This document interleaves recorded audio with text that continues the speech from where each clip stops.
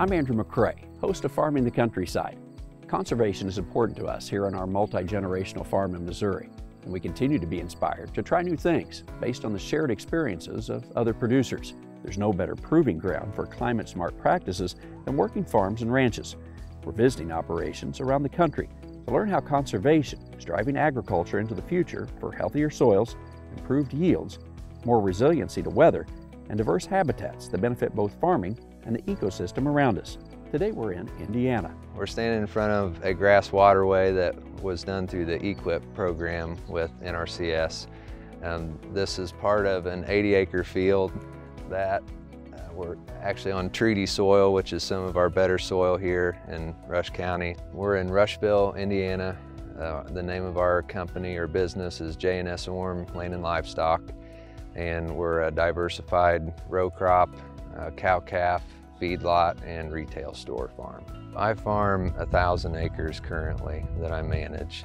Not all of that is 100% mine, but I'm responsible for making the decisions and managing the ground and doing all of the work for that ground. So the main reason was to control erosion.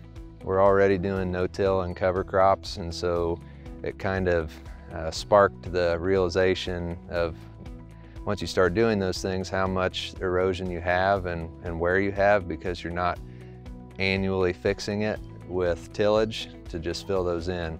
We started to get some pretty fast moving water coming across our fence line. And so through the project, we were able to install a 12-inch main tile beside the new waterway. And then we're graded and have the width that we need to handle all the water that comes off of the full watershed and makes it into an open ditch. We're having to have a producer change what they've been doing for 5, 10, 15 years. With that comes a risk. How do we mitigate risk? And some of our programs, those cost share programs, assist with mitigating that risk. With NRCS, our foundation is about a partnership. Even from the establishment of the agency, our first partners were the soil and water conservation districts. Not only are we still working with the soil and water conservation districts, the State Department of Agriculture's, your science-based agricultural companies, and now the most important partner that we have, the producers and landowners, we're actually expanding more into that area. All in 1 year, we went 100% no-till and cover crops from there on out. But as far as specifically working with NRCS, the process has always been about working with people that understand what I'm doing, and then they will offer solutions and programs that fit what I'm trying to accomplish. And they've all done a great job of helping me through that process. With NRCS, we're here to help people help the land. It's really no pressure. It's completely voluntary conservation activities on your part.